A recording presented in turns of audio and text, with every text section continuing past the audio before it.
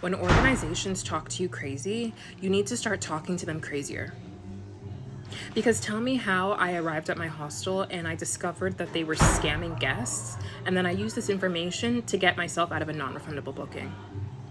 Because I don't understand. I arrived at this hostel. Online it said that there was a restaurant and bar, and you know what happened? I got here and there's not even drywall. Like, there's construction workers, no restaurant to be found, not even a bar stool. And I was like, huh?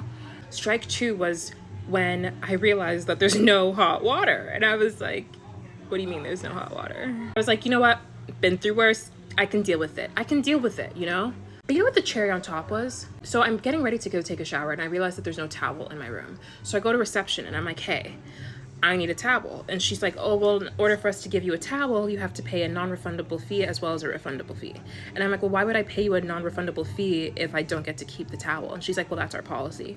And unfortunately for her, that was where she made the mistake. Because one thing about me is if you say there's a policy, I'm going to go read it. So I went back to my room, I opened up the reservation, I read the entire policy, no mention of a non-refundable fee, nowhere. So I go back to her, I literally show her the policy, I'm like, nothing about a non-refundable fee. And she's like, oh, and I was like, yeah.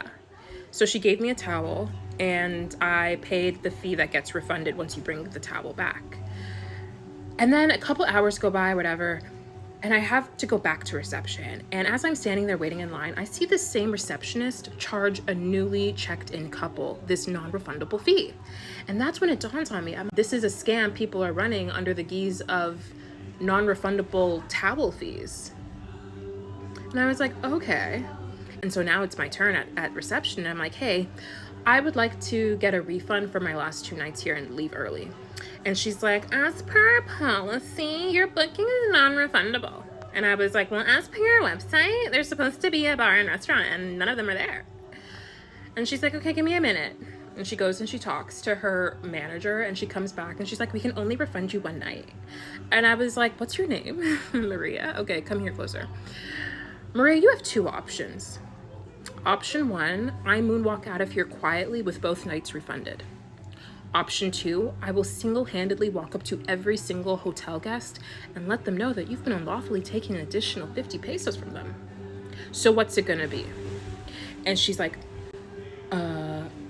give me a moment. I was like, take as much time as you need. And I'm shaking, right? Because I haven't stood up for myself like that in ages.